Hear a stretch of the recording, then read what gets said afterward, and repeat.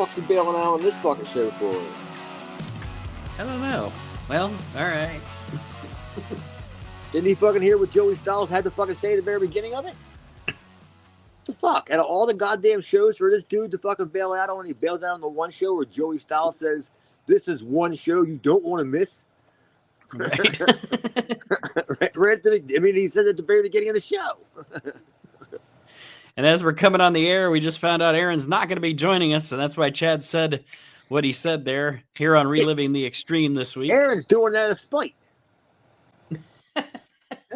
He could totally join us. He just got pissed off that Joey Styles said, "This is one show you don't want to miss." He said, "Fuck all y'all." Fuck Joey Styles. I'm missing this shit. But yeah, the footage that we're watching on this week's episode is Joey, like Chad said, don't miss it. Don't miss it. Joey Styles tells us the footage that we're watching is from, I'll say it slowly because I always wind up saying Hostile City Showdown 1997, as we are working our way towards Barely Legal. Before we get to that, we're still 4 weeks away. Yes, absolutely. And wow. one of the shows in between now and then to give, just a little bit of reprieve. The last show before we get to Barely Legal is pretty much just a hype show. So obviously we won't be reviewing that episode. So we're about 4 episodes away from Barely Legal, which will be our 200th episode of the show. Isn't that weird? Isn't that weird for you to comprehend in this day and age that we're watching a show build to a pay-per-view that's still 4 weeks away, and they've been doing it already for the past 3 weeks? Another 4 weeks they've already been doing it. It's even crazier. It's even crazier if you plop yourself in 2025 when there seems to be a pay-per-view every 24 hours. Like last weekend, I told my wife, I said, I can't watch all the fucking wrestling they're throwing at me. I would have to quit my job. I would have to, there's like a TNA pay-per-view on Friday. Then there's a AAA pay-per-view on Saturday afternoon. Then there's a WWE pay-per-view on Saturday evening. Then there's something on Sunday. And then you got to watch Raw on Monday. Yeah, and there's probably an NXT event in there somewhere. I think there was an NXT event. Battleground, I think was Saturday night too. Yeah, it was. I somehow did it, man, and I did it. The good thing, the best part was the AAA pay-per-view, AAA show was on YouTube, so that didn't have to be a must-watch in the moment. Right. I didn't watch that live either. But then I figured out, because I wound up watching that, I think, Monday afternoon on you. The only thing that I figured out is the next time they have a show on YouTube, if I want to see it, I might watch it when it's live, because I swear to God, when I watched it pre-recorded, there was a fucking ad. There was an ad every 3 minutes, it seemed like. That pay-per-view was 2.5 hours long, and I swear it took me 3.5 hours to watch it because of the ads. I had some running around to do. I had to go to a grocery store and do a couple other things. But since it was on YouTube, I put it on my phone. And I could Bluetooth it through the car. So I'm not going to say that I necessarily watched it. But I didn't miss it, you know what I mean? Right. I could go glance over at my phone while I was driving, and I still had it on in the background, and it was a whole lot going on, and everything, and yeah, it was quite a wrestling fucking weekend.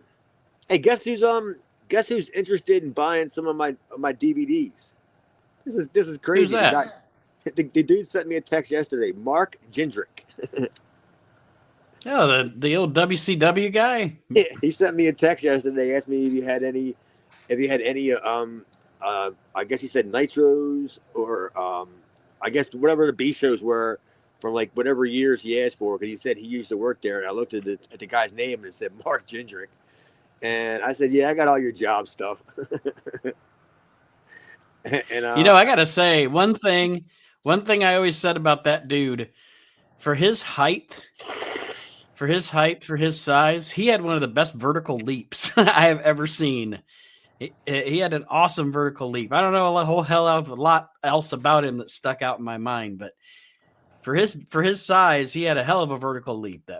Well, honestly, I don't think. Well, he hasn't really said too much to me since he found out that I was in the business or I'm in the business or anything like that. Because when I told him, I was like, "Yeah, I have all your job stuff with you and O'Hare," and then when he said he worked there from like '99 to like whatever, I said, "Yeah, I worked there in '94." Like the conversation kind of stopped because I don't know whether or not he thought I was gonna like fucking like talk his ear off about like his career or something. Like the only thing I can say good about him was your stuff in Mexico was all right. Yeah. when you were Marco Corleone, I mean, I didn't even get that far. I was like, that was the best stuff he ever did. I wasn't even going to talk about his WCW stuff, but yeah, he's interested in buying some of my DVDs with stuff with him on them. What did you think about the before we get into the ECW show here? What did you think about the whole Ron Killings saga this past week or so? Well, I mean, I guess I'll just say that I got because I don't know what the fuck to believe. So I'm just gonna take into the fact that if it was all work, then I got. I mean, right. I'd rather be got than sit there and going, this is so stupid. Mm-hmm. You know what I mean? That we know he's not leaving. All right, whatever. But I'm guessing it's because I'm guessing he was released, and I guess there was an outcry, or I'm taking it that he probably, because Hunter sure changed his stance on it. Oh, it's all part of the plan. Yeah. Really? Because damn well it was TKO fucking saying they need to trim some fat on the budget, and Hunter's saying, okay, I can get rid of this guy. And, from what I read, and of course it's the internet, and it is. I don't know if it was Sean Ross Sapp or who the source was, but it's the internet, and it's people outside the business who think they're in the business reporting stuff about the business. But from what I understood, from everything I read, Ron's name had been on a list that Nick Khan created months ago because they were being asked to trim the fat. So he wound up getting cut, and then when they saw the backlash, they renegotiated with him and got him, the deal that he wanted, which included being able to end out his career there as Ron Killings instead of R-Truth, which I like that. I liked the promo on Monday. I like switching over. If he's gonna do a final run, make it somewhat serious. Here's what I would have done. I would have renegotiated for a way less smaller of a contract for a bigger cut of T-shirt sales. Right. But you can not pay me a salary. Just give me 100%.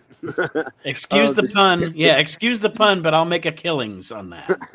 Yeah, totally. Yeah. How about this? You can still not resign me. Just let me come hang around the shows and just show me on the camera every once in a while, but make sure you advertise my T-shirts. I'll be just fine. The dude's 53 years old, man. You could name 15 other people that they could cut still. Piper Niven's still got a job. You know right. What I mean? There's so many people that still have a job there that nobody's even going to know. Like when I read some of the other releases, I never heard of probably 7 out of 14 of them. I don't think I've ever seen or I've even heard of. Like who are these people? And I don't even know if they're names that WWE gave them or they were the names that they had before WWE. I don't know who they were before, during, right. Or after. You know what I mean? Who are some of these fucking hands? Coming into going back in time now to the episode of ECW TV from March 18th, 1997. Like Chad said, we are still chugging along to Barely Legal. We opened the show with chaos. I don't know if they ever even are going to show us how this chaos all came to be, but you've got all kind of wrestlers in the ring. It was 7:45 at the ECW arena. That's how the show started. All of the fans were just piling in the building, and there was guys already brawling. It's 7:45 and the brawl's already going on. There's a bag of cocaine in the middle of the ring. Everybody's trying to get their hands on. Yeah, that's how the show opened up. It was just everybody, who was even involved? There was. It looked like everybody from the locker room that isn't a main eventer. Okay. And then, of course, RVD and Candido. And I don't know if it had something to do with a match that they had at some point. I really don't know. But RVD and Candido seem to have a beef during this brawl. And then Sabu comes out to the ring. Hey, hold on. Did you notice any certain individual who was involved in that pull apart who did not only not pull apart anybody, but did nothing at all in the whole entire pull apart? No, I didn't. Axel. he stood in the corner. He walked over to a neutral corner and stood there. And then at one point he walked over and talked to Balls. He kind of like whispered into his ear, and then him and Balls just stood in the corner. The whole thing was because Axel was by this point was dressed. Yeah, he must have already had his match, and he was already cleaned up. And he's like, I ain't fucking going out there. Yeah, no fucking. Yeah. Because I mean, odds are if he would have got involved, somehow he'd have been the one to get juiced. Yeah, he wouldn't even realize that he wasn't supposed to get color. He just thought by nature he had to get color. Yeah, totally. He was the only one that was not doing anything. But yeah, Sabu comes to the ring. Then at some point, Taz comes to the ring. And then we get a confrontation between Van Dam and Taz out of all this mess. As Van Dam I put down Van Dam nails Taz, and then Candido nails Sabu. So once again, they have been successfully keeping Taz and Sabu from touching each other for like a year and a half. Yeah. I mean, they haven't touched for a year and a half. Steve Williams hasn't been beaten in the United States in 10 years.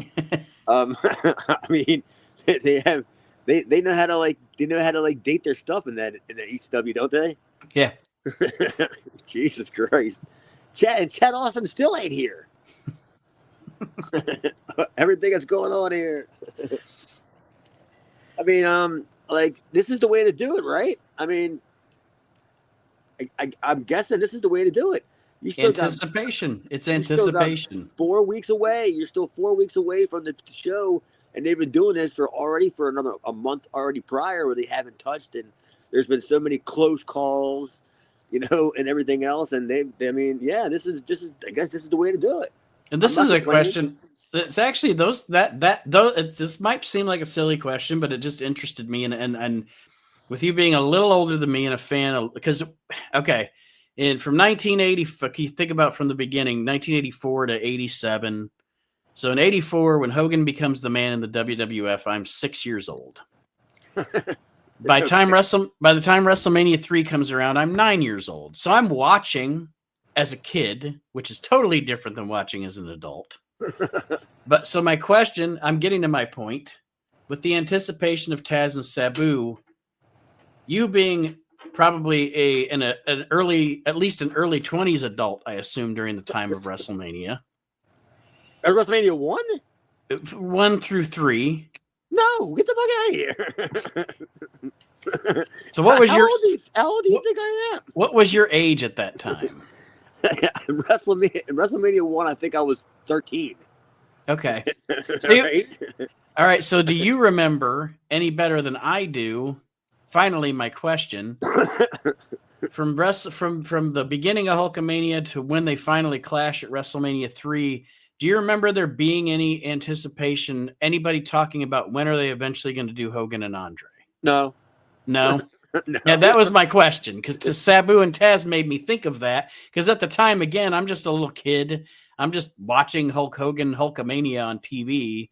I don't know the inner workings. I don't know the past. I don't know how anticipation in wrestling works, and I just didn't know if there was if that was any kind of talk back then. Well, there kind of wasn't really even an angle kind of setting it up anyway. It was just like the match was, I guess it was the Piper's Pit. Yeah, the Piper's Pits with Jesse, and then Heenan shows up in Andre's, Yeah. Well, yeah, the whole thing with the trophy, the Wrestler of the Year. Andre gets the award. And Hogan's kind of condescending because no matter how much of a babyface he was always the fucking heel. Right. But yeah, No, like I said, I think with the I think it's kind of funny because I think they went out of their way to not mention them to be like doing anything because they didn't want anybody to remember they have already wrestled before. Right. Because even at my age, I was like, "What are we talking about?" I wasn't old, but I was old enough to remember these guys already had a feud. and Gorilla Monsoon's like, I don't even know what a Shea Stadium is. Yeah, dude, he's already slammed Andre. I mean, this has already been done, man. They didn't they just didn't they went right into it. It just went right into the match. Like, it was Bobby Heenan just saying, you've never given this man a match. I know they did the thing essentially where Heenan got Andre suspended or fired or whatever. So Andre wrestled as one of the machines. So then the backstory is the way that Andre got to come back was he started working with Heenan. And then Heenan got him his title shot. But yeah, like I said, I just didn't know in real time back then if that was even on anybody's radar at the time. No, they just pretty much just booked that match because they needed a main event they had a building, but they needed the main event. Yeah. And that's just the best match they can come up with. So as this whole brawl we have in the ring in ECW fans out, we wind up seeing Stevie Richards in the ring face to face with Raven and Brian Lee, and Brian Lee asks Raven if he wants him to take out Stevie, and Raven's like, nah, I'll take care of it. Like, kind of like passive. Like, it's fun to, in the character wise, he's treating Stevie as an afterthought. Like, this guy's not even any of our concern. He's just a little pain in my ass. No big deal. And that's the gist that I got from that little segment. Yeah, he was kind of like telling Brian Lee to just don't even fuck with him. Like, you know what I mean? And then even Raven didn't even fuck with him. He just kind of just stood there and stared at him. Like, he's just looking at him like, what? Just go. This is for grown-ups. Yeah. That's the way Raven looked, because he had his arms kind of down, like he was just kind of like, he's like, you're not going to do anything, and I don't even feel like fucking with you. That's what he looked like to me. But Brian Lee was all gung-ho, ready to go take care of him because he got paid. And then, for absolutely no reason other than obviously not no reason, but just out of nowhere after that, as all the wrestlers are retreating back to the locker room, New Jack climbs up on top of the entrance and jumps onto everybody just to get a pop. Yeah, and then right after New Jack decides to just run in out of nowhere and decides that he's going to just jump off of shit. Why the fuck is Terry Funk in the middle of the fucking ring climbing on the turnbuckles?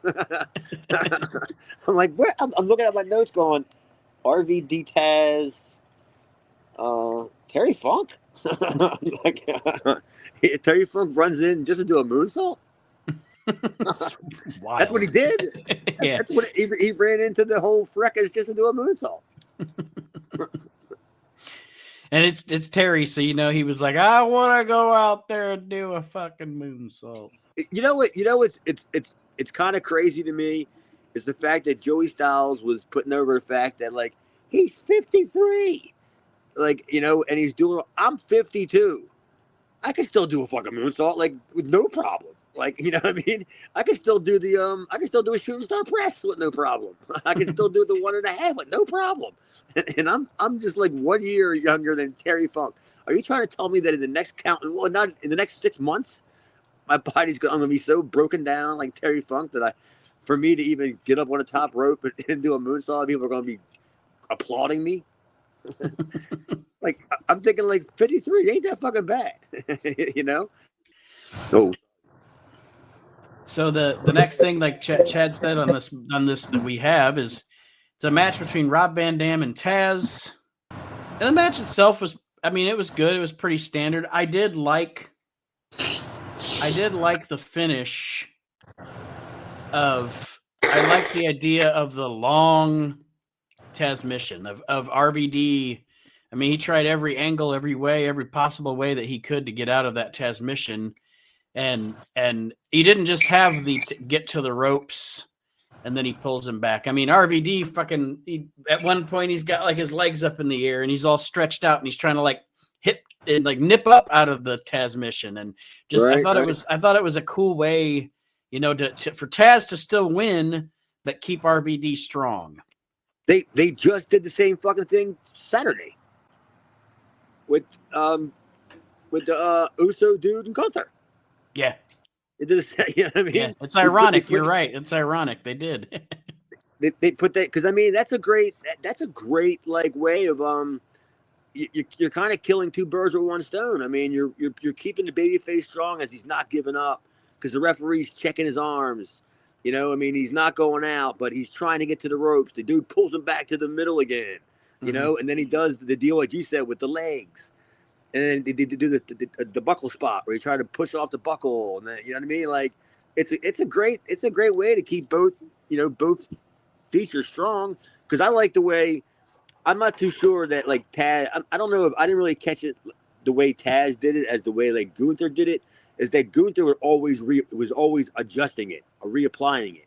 Yeah, like get it in. Like you know maybe he didn't have it in the right way because Taz is just so fucking lazy. He just gets it on you, and that's it. I mean, we ain't going to do much more than this. I'm not going to keep playing this game where I'm going to get it again deeper and deeper and deeper. But yeah, I like it when they do that kind of spot because you just never know. It could end, you know. Mm-hmm. But yeah, eventually after like I said, probably I don't know. I'd say he had him in the Taz mission for just under 2 minutes, maybe. But eventually, Van Dam does not tap. He goes out. You know, the referee lifts his hand 3 times, and he passes out. So Taz gets the victory, but RVD gets to keep his heat. And what if this shit was done like today, like and instead of like doing the arm like gimmick like 3 times or whatever, what if like the referee like grabbed like Rob Van Dam's cell phone and started going through his pictures, and then you can see if Rob Van Dam's out or not. or Rob Van Dam's girlfriend runs in and looks at his call log or his messages. Yeah. To see if he's really out. And the next thing we have on the show, Brian Lee versus Terry Funk. The trash can gimmick worked in here because a couple of weeks ago, I think that was the episode that you weren't on with us, but they did you probably remember it where they did the angle where Brian Lee was crashing Terry's head with the trash can, and then Terry started bleeding from the ear, lost his equilibrium, had to be taken out in an ambulance. And that was a match, Brian Lee and Terry Funk? Yeah. On the show that we're doing tonight? Yes. That was a match. It was actually a booked match for Hostile City Showdown. Yes. I thought it all just kind of stemmed out of the Rob Van Dam Taz shit. No, no. I mean, the way that I can see why you'd say that because the TV show just goes right from Taz and RVD to this matchup. But okay, all right, that's cool. I didn't catch that at all. I just thought it was like ECW doing what they do. It just just kept the show going. I didn't know that there was like, I guess there was a pause somewhere in the arena maybe. But yeah, I just thought it was like the brawl broke out, and that's why I had Terry Funk doing the moonsault all in the whole fracas of the RVD and Taz shit, because I didn't know that was a match. Okay. Yeah, because actually, if I look at the actual card here on Wikipedia, the second match of the night was RVD and Taz, and then the 8th match of the night was Funk and Brian Lee. So, all right. They're jumping all over the place here, but this match is essentially these two guys brawling around and cracking each other with the trash can. Trash can's such a work, man. I swear to God, it's such a work. It's so funny because it's such a work. I don't know if you remember this or not, or if anyone, but there's actually and I know a lot of us try to put it out of our fucking mind. But remember in 2000 in WCW when they tried to have a hardcore division? I know it's traumatizing. We all try to block WCW 2000 out of our mind. But there's a match where I think it's Brian Knobbs, maybe Fit Finley, I don't know.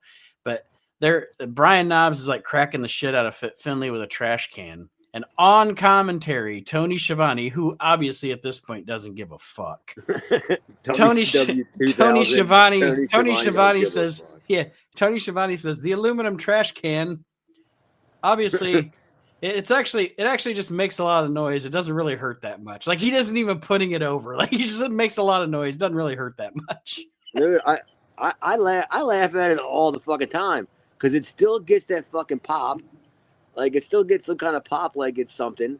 And you know there's some fucking hillbilly trash bag wrestling kids out there that have done it. And, you know, and their little buddy didn't fucking get hurt by it. Because I laughed at it because when I've done it, I've had that trash can spot done to me by Brian Christopher. And he hits me with a trash can, flips the trash can over, and he hits my partner with the trash can. But then he tells us to feed back up again, to take it again. Well, this time the trash can's already fucking smashed on both sides. So there's nowhere to like dent it in at again. So when he hits me with the trash can, he fucking splits me wide open. And then he tries to flip it back over again and hit my partner with it again, splits him wide open. We're laying out on the fucking floor, head to head, unconscious, selling on the floor. I look up at him and I said, Dino, you're bleeding, man. And he looks at me and he goes, dude, you're bleeding. and me and him both just got up, no-sold the whole entire spot and ran back to the locker room before commission called us. Because we didn't want the commission to catch us bleeding. Yeah, we're leaving a trail of blood, and we ran to the shower, and blood's pouring out. I got like 13 stitches. Dino got like 28 stitches. And we didn't even know that we were bleeding. That's how much that the trash can didn't hurt. You know? It's such a work. I can't believe Schiavone in 2000 fucking stooged it off. Yeah, totally. Yeah, right there on fucking Nitro. Like, yeah. And I mean, it's Nitro 2000. Nobody was fucking watching anyway. I'm going back and rewatching Nitro 2000. It's like that story that Hunter tells about how he wasn't Aaron knows the story better than me, but because he didn't want to be on TV when he first signed with WCW. He didn't want to be on TV as Terra Rising, and then he went to a taping, one of those Disney World tapings or whatever for Worldwide or Power Hour or whatever it was, the syndicated show. And then he said he was outside mowing the grass or something, and his girlfriend comes outside. His girlfriend at the time comes outside and says, hey, you're on TV. And he goes in, you know, it's fucking Saturday afternoon at 2 p.m. or whatever. And there's Terra Rising on WCW Worldwide. So he said he called up Kevin Sullivan and he said, Kevin, this is a nightmare. I did not want to be on TV as Terra Rising. And Kevin Sullivan told him, brother, nobody watches that shit anyway. Yeah, pretty much. Hey, it could have been worse. It could have been terrible. Yeah, I mean, he probably won over, right? Fuck. Terrible. I'm watching. I know it's terrible, but I'm actually watching USWA Texas from '89, and you said terrible, and I thought Terrace Bulba. Renegade Rampage. Yeah. Yeah, that's what I'm watching right now. Yeah, good luck with that shit, man. PY Chew High. Now that I can watch. I can watch big fat Phil Hickerson pretend to be from fucking Japan. That's still one of the greatest promos when he's out there as PY Chew High and Jerry Lawler comes out there and he's calling Jerry Lawler a fraud. He's like, who are you calling a fraud? He goes, he said, you ain't PY Chew High, you're big fat Phil Hickerson from Jackson, Tennessee. And that's when he does the whole Lawler, I'm gonna kill you. That's the best part about Memphis. It was basically a shoot. Yeah. And then with a shoot with Lance giving us a great narration to it. Let me see here. Oh, this Terry Funk Brian Lee match. Like I said, it's just them wearing each other out with the trash can. Terry winds up he lays the trash can on Lee, does a moonsault onto Brian Lee, then DDTs Brian Lee on the trash can for the pin. And I gotta say, for what it was, this is one of the better Brian Lee pieces of business I've ever seen, is Terry Funk beating the shit out of him. Yeah, it was Terry Funk made Brian Lee fucking either work hard or made him look good. You know what I mean? Yeah. It was one of the two. Because I mean, that's about the best you're getting out of Brian Lee, no matter whether he wants to or not. Nobody's ever going to accuse Brian Lee of being Fuchsia Liger. You know what I mean? Yeah, Then after, it shouldn't be too hard to have a good match with Terry Funk. right. After that, we get Paul Heyman narrating a video talking about Barely Legal coming up. It's like a black and white video, very dramatic, of course, because Tommy Dreamer's face is on it. But essentially, he says that at the Hostile City Showdown, Todd Gordon had made the announcement that the Sandman, Stevie Richards, and Tommy Dreamer would be facing off in a three-way to find out who faces Raven later in the night at Barely Legal for the title. And then, of course, Tommy Dreamer relinquished his spot in the match so that Terry Funk could have the opportunity to face Raven for the title. I like the story of Terry Funk coming to Barely Legal. I love the fact that at the end of the show he walks out as champion, but I have never liked the fact that Terry Funk, to get into the match, Dreamer had to relinquish his spot. Exactly. It would have been so much more satisfying for Terry Funk to beat someone to get that title shot. I know he does at the pay-per-view, but I guess to get into the triple threat match, yes. Dude, they could have just did I mean, I was thinking they could have just had Dreamer in the spot. And then either that night or before the show or a week before the show, Dreamer gets all fucked up by somebody, or during that night, like right before the match, Dreamer gets all fucked up. Funk comes out to fucking save him, like, kind of like bails him out, and then there's Dreamer like pointing to Terry, going, "You do it," you know, and then Terry be like, "What?" Like, like, no, and then Dreamer being like, "Yeah, you can do it." You know what I mean? That would have been like, just get Dreamer out of there to begin with. I mean, he got me booted out of the goddamn busted open group page on Facebook because I made fun of him so much. Yeah, but I mean, I was thinking that too. Like, that's so fucking lame. You know what I mean? There had to have been another way to put Funk in there, other than that.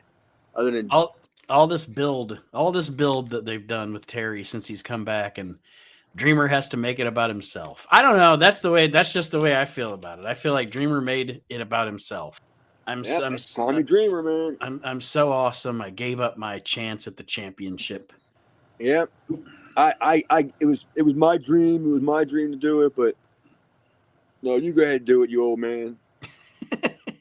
So the next thing that we have here on the show, it is the Pitbull #1 versus Shane Douglas in an I Quit match.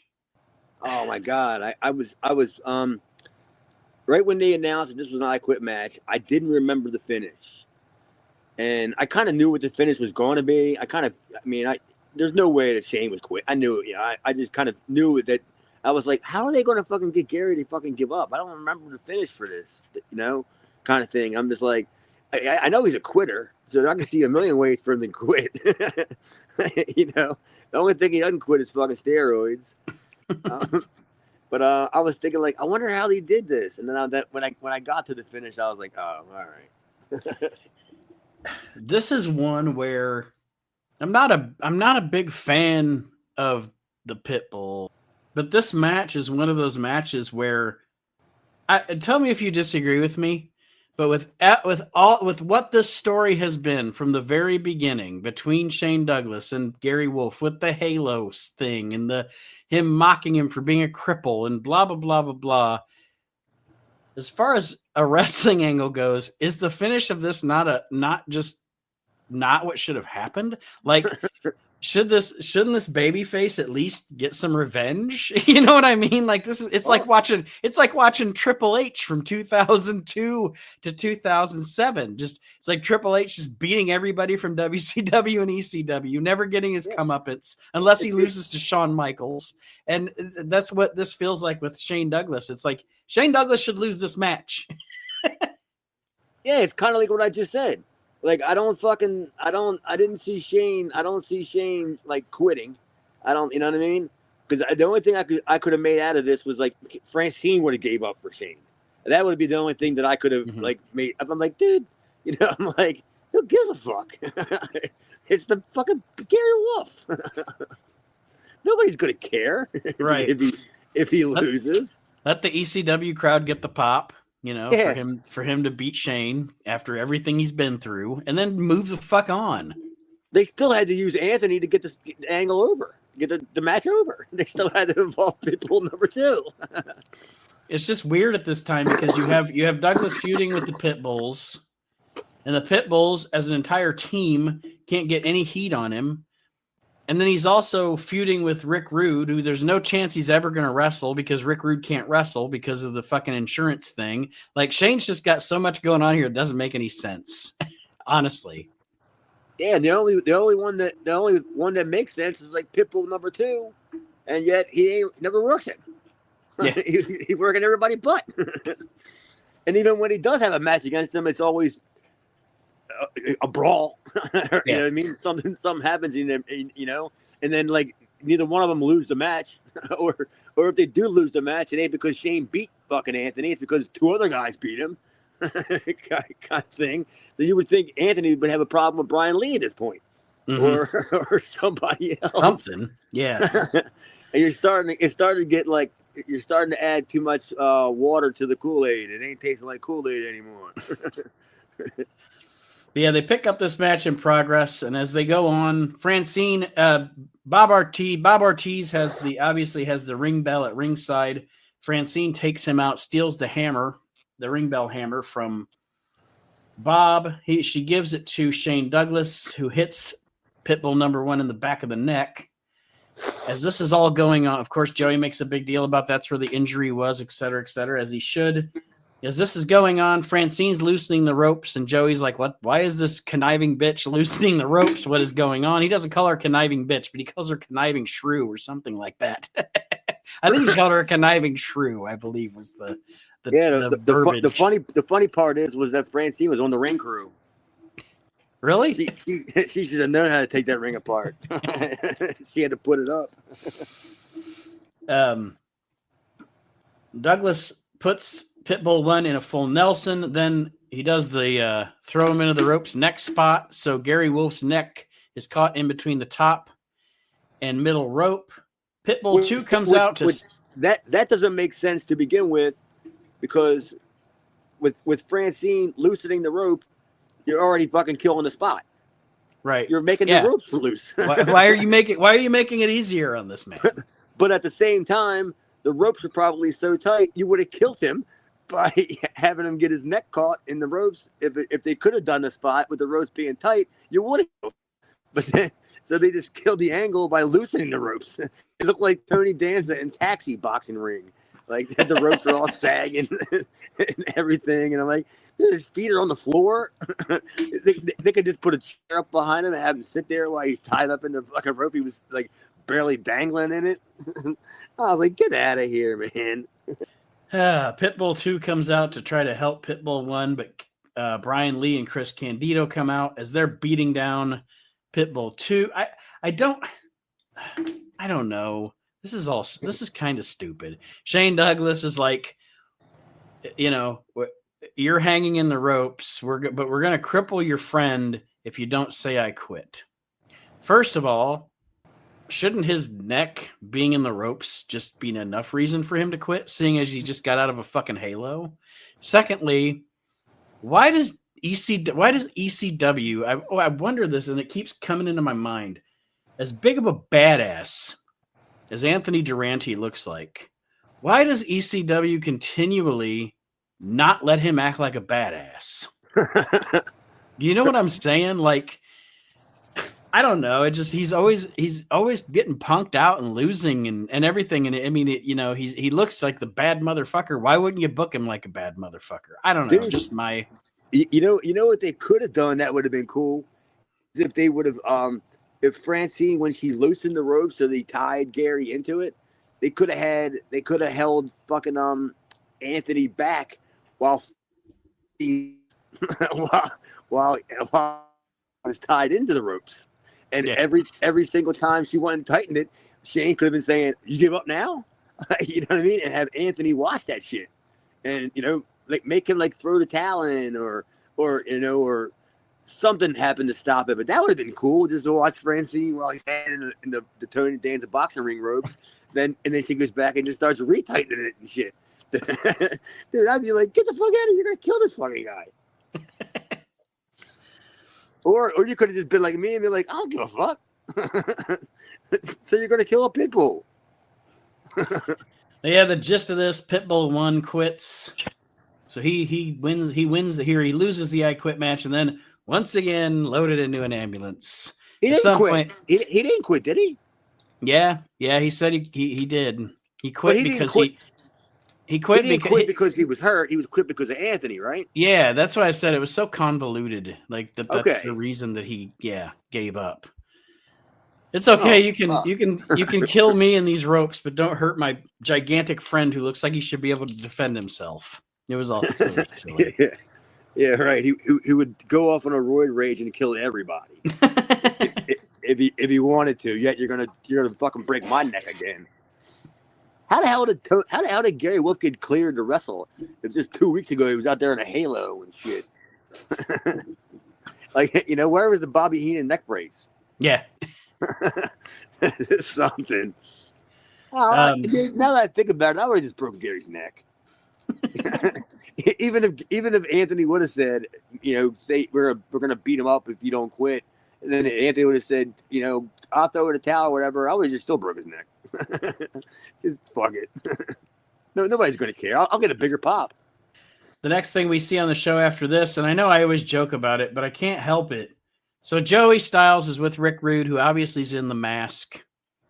And I say it, I know I say it every time he's on. When he's on in the mask, I call Rick Rude Don Jardine.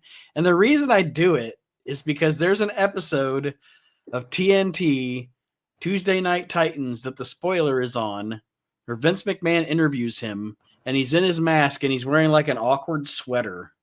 So he's Rick this Rude mask. Sweater. And Rick Rude looks like Don Jardine as the spoiler on Tuesday Night Titans when he wears the mask. What is the deal with that sweater? It's like one notch below Eskimos that kill animals and take the pelts and put them all together. You know what I mean? It's like 4 different animal hides. It's got it's got a piece of leather on the shoulder, and it's got some fur on the right side, and some suede on the left side. I'm like, what the fuck is this?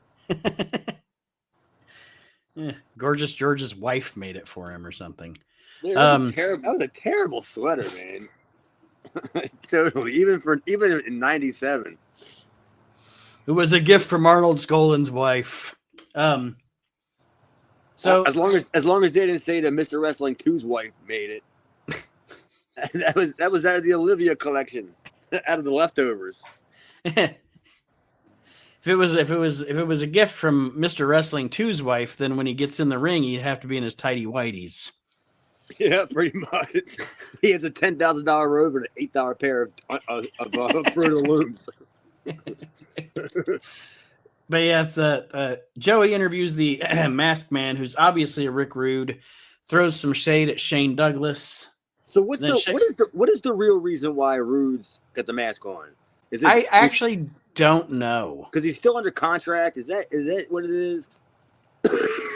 I don't think so. At this point, he's not. At this point, I don't think he's still under. Because he's been gone from WCW since '94. Because he booked it out of WCW when Hogan showed up, because he's like, fuck this Hogan shit. I'm not dealing with this again. So he hasn't even been in the ring, I don't think, since '94. He might have done some of that like NWL thing or whatever with that Warrior and Honky Tonk Man did in Vegas, maybe. But no, I actually don't know why they have him in the mask, to be honest with you. All right. I just kind of assumed that he still was, under a WCW contract with a no compete of some sort and that kind of thing, and that was just their way around it. That's what I figured. But yeah, I don't know if they've ever explained it, other than the fact that he don't want to take it off so Shane don't shit himself. Paul Heyman's like, listen, I really like the Machines gimmick. But yeah, after the Rick Rude promo, Shane Douglas cuts a promo, and he actually calls him Rick Rude. Obviously, it's obviously Rick Rude, and he says he has a tape of the reason that Rude can't wrestle and isn't the man he once was. Obviously, alluding to the injury in Japan. I think it was against Sting in '94. Yeah. That was the match he got injured in, I believe. Oh, I thought it was the match he had against Bob Roop in Georgia in '83. that it was just so bad that he couldn't even throw him out of the ring. He got tied. He got all tangled up trying to take a bump out of the ring, and Bob Roop got mad and beat the shit out of him. That's when he was still Rick Rood. Yeah. That's why I thought he may have wore a mask or what was on the tape. Why you can't wrestle him. No, it ain't because you can't wrestle in ECW. It's because you can't wrestle. Then our next thing that we get here is a tag team championship match, which I didn't write a lot of notes down about the match. I just watched the match.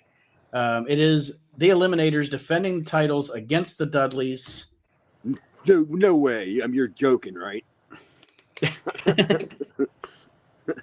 This is not the Dudleys against the Eliminators. No way. They do the title switch here, which I forgot about. Like when I was watching this match, I completely forgot that the title switch came here. I don't know why. I thought it was at the pay-per-view. Yeah, I don't even remember this being a title switch either. No, I didn't even write it down. I just wrote the Dudleys won. I didn't even know it was a title switch. Dudleys win with the 3D, and then after the match, we go to Joel Gertner and the Dudleys outside. And then Bubba Dudley plays taps on a harmonica for the memory of the Eliminators. Boy, I'm learning more and more about that Bubba Ray Dudley like every day, man. Who knew? Because Who knew he was a harmonica guy? I heard him play the piano. He can play the piano. He's classically trained on the piano. I know about the other stuff that he does, but I had no idea that the dude could blow a fucking harmonica, man. Damn, this dude's, this dude's something else, this Bubba Ray Dudley guy. Next week, he's going to come out and play an accordion like Weird Al Yankovic. It's going to be wild. The only thing you can't do is drive. He can't get down a parking lot. That's the only thing you can't do. The next thing we see here is, hey, we finally got Balls Mahoney as a chair swinging freak on this show. But it's Sandman and he's caning Balls Mahoney, bloodies Balls Mahoney. And I went back and I was reading the results from Hostile City Showdown. And apparently this started as a match between Balls and Axel. And then Sandman came out and started caning both men. And then it just turned into Sandman against Balls Mahoney, just cracking each other over the head. So that's where Axel did get color though on this show then. Probably. Okay. Yeah. So he was happy. He didn't care. We gotta stay. We gotta keep the gimmick going. Yeah, just like every WCW show in the early '90s, someone has to wear a tuxedo, and in every ECW show, Axel's got to get color. Yeah. I heard some joke somebody made about him today on a Between the Sheets episode, where the guy, it was Robert O'Connor, I think it was, that made a joke to like something about him and somebody else. What do they have in common? And it was like they both should stay out of Burger King bathrooms. and I was like, God damn, dude, shooting on poor Axel. That dude's funny, by the way. Yeah, he is, man. I always tell Chris that I like when he's on. I like him, and I like Rob Naylor when Rob Naylor's on too. Oh, Naylor reminds me of me. That's why I like him, because I like how he likes jobbers. Yeah, but he calls them the wimpies. Yeah, the wimpies. Yeah, he's cool. But yeah, so essentially this is just Sandman and Balls cracking each other over the head. Sandman with a cane, Balls with a chair, and then Sandman leg drops the chair onto Balls Mahoney to beat him. And that's, but we're establishing Balls Mahoney now. He's developing he's finding his niche. Because I think at first his pants are still intact at this point. Yeah, but at first, if you notice, the ECW crowd didn't really give a shit to shit one way or another about him. So now that he's getting established here and hooking up with Axel's probably helping, and then getting the getting the chair swinging freak thing in, even though in reality there's not really a talent there. Anybody can swing a chair, but to make it your thing, in the ECW arena, that's probably a wise idea. Dude, it's swinging the chair is one thing. It's taking that chair. Yeah, right. That's what I'm saying. He's not the one taking any risk here. Dude, we had balls one time in Baltimore, and we had these two guys that did security, and they were like jabroni security, whatever. They were kind of like getting involved in stuff where they shouldn't have, so it was kind of like their way into the business. Mm-hmm. And they had the spot where the one guy turns around. They were all hot dogging it, and the one guy turns around and takes a chair shot from Balls. Well, the guy's name was Doyle who took it first, but the guy's name who took it second was Butterman. And when Doyle took the chair shot, Butterman still had his back turned. So he didn't see the chair shot. He just heard the chair shot. And then he realized, it's my turn. Dude, me and this girl that is friends with him, when we talk, we make fun of it. We still make fun of it today. Like when we bring up something where somebody's all sketchy or skeptical or whatever, pushing out, we're like, oh, don't tell me you're doing a Doyle and Butterman. Because, dude, he turned around like he knew that his night was over. And Balls cracked the shit out of him. Like a knife through Butterman, right? Yeah, dude, crushed him, man. And yeah, we asked him afterwards, how was it? He's like, yeah, it's as good as it looked. Dude, crushed you. I mean, they hurt, but not in the way, like, not in a pro wrestling way where they just fucking hurt. Like you wanna stand there and rub your head, like kind of hurt. Yeah. It's not gonna knock you down, not gonna knock you out, any of that kind of shit. It's like, fuck. God damn, that hurt. Balls can swing a chair though, man. Axel was good too, man. Sabu and Spike Dudley is the main event match on this episode of ECW TV. I didn't mind this little matchup between these guys. Aaron's not a big Spike Dudley fan. I like Spike. I would never say Spike's even in my top 100 pro wrestlers of all time, but for what he is, I don't mind Spike Dudley. But yeah, Sabu and Spike here, and just to put the exclamation point on it as we head into Barely Legal, Sabu actually beat Spike Dudley here with a Tasmission, and then in something that very rarely happens, Sabu hits the microphone on his own here. He kills his own gimmick. Yeah, like I forgot that he ever did this. I was like, whoa, wait, what? Is this supposed to be on TV? Because he essentially calls out Taz and calls him a fucking midget. And I was actually taken aback by this. Like I gotta say, I was like, wow, I did not remember that he ever picked that mic up. I didn't remember it either. I thought it was kind of cool, but I would have liked it if Joey Styles would have said, oh my God, Sabu talked. We only hear him calling spots. That's what I was waiting for Joey Styles to, because I figured somebody like fucking Pat McAfee would have said something like that. It's like not reminds me of, but it made me think of. I remember in early '96 when they turned Yokozuna on Cornette. And then there's an In Your House match where out of Camp Cornette, the British Bulldog is going to face Yokozuna. And, Yokozuna, obviously, bonsai. He's been the Japanese sumo wrestler for 3 years now, going on 4 years now. And they say tonight at In Your House, Yokozuna is finally going to speak. And what comes out of Yokozuna's face is not anything Japanese. No. It is very much a Samoan. Because he's like, British Bulldog, brother, you in the wrong place at the wrong time. And I was just like, and the bonsai's out the fucking window, isn't it? Yeah, Yoka probably got tired of fucking doing that shit. And then he's probably like, dude, I'm fucking Rodney. Right, yeah. Enough with this Yoko, I'm from Japan fucking shit. Give me a bucket of chicken, 2 buckets of chicken. In a goddamn microphone. I was actually kind of like looking forward to the Sabu Spike match, because I don't remember. I'm sure I know. I mean, obviously it happened, but I don't remember it happened. Right. And I don't have a whole lot of like interaction. Like I never had a whole lot of interaction with Spike. The only thing that we ever had in common is we were two small motherfuckers that could drink a shit ton of beers. Like in a car ride for like 3.5 hours, we're the only two motherfuckers that could polish off a case from like Baltimore to like Philadelphia. It's only 92 miles.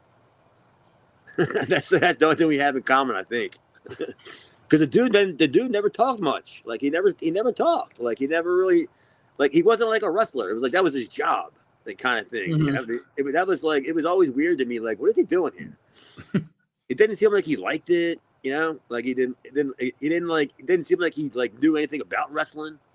Like he wasn't like a historian. Like I couldn't talk to him about Joe McHugh or Gilberto Roman or anything like that. But yeah, I mean, the only thing we had in common, we could drink a whole lot of beers in a short distance. From a storyline perspective, at the end of this show, Taz really leaves Fonzie high and dry. Oh, totally. Sabu slap, because I didn't expect.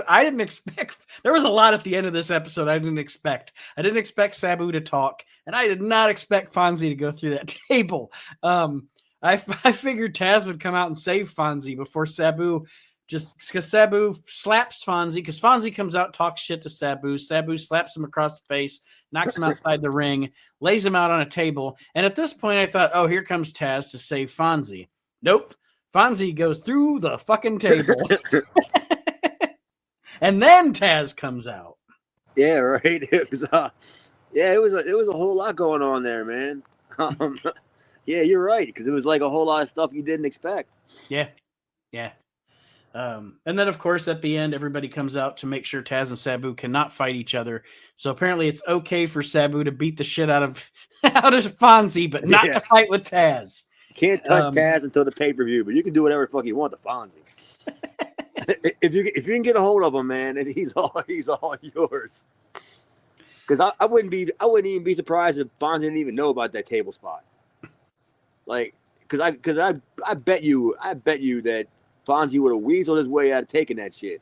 So something tells me that Sabu told Paul what he was going to do. Like, oh, I want to put Fonzie to a table. Watch. And Paul's going, really? And he goes, well, how are you going to set up? He goes, don't worry. Fonzie will know. So overall, to be honest with you, other than the Shane Douglas Pitbull shit, I did not enjoy that. I really liked this episode of the show. Good matches. Like I said, a lot of the stuff at the end of the show really surprised me. Like it was a lot of unexpected. I liked the tag team title match, even though I didn't remember that the titles were going to change at the time. I liked the RVD Taz match. Brian Lee and Terry Funk was good for what it was. So like I said, other than the Shane Pitbull thing in the middle that I was not really impressed with, I enjoyed this show. So I actually gave it a B+ heading into Barely Legal. Right on. Good call. I agree with Joey Styles. Out of the last few shows that we probably, well, not the last couple, but maybe the last dozen, this was like one of the shows that you didn't want to miss. You know, at least he didn't let us down. 911 wasn't on it. Dreamer didn't work. I mean, it had a whole lot of upside to it. Yeah, I think like you said, I gave it like a B-, B+, somewhere around there. It was a solid show. The one show you don't want to miss, and Aaron missed it. So of course he did. He's the heel on this show, on this program. Boo that man! Boo that man! Yeah, he fucked up. So we're going to sign off here, but I will remind everybody, if you listen to your podcast, if you'd like to listen to your podcast on YouTube, you can subscribe to the YouTube channel. It's the WNR Podcast Network on YouTube. You can join us on Facebook as well.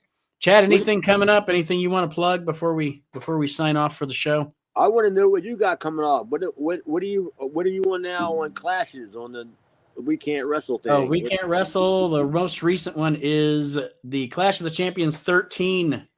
It's Black Scorpion's Magic Show, baby.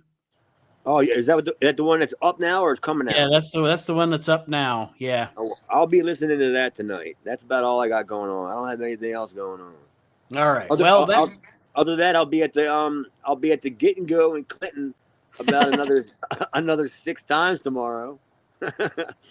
Getting my $3.16 natural light 25-ounce can to the drive-through.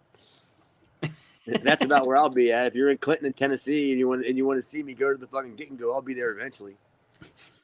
That being said, we're gonna sign off. I'll make sure Aaron's still alive and keep everybody updated. But until next week, as we continue reliving the extreme, we'll see you. Have a great week, everybody.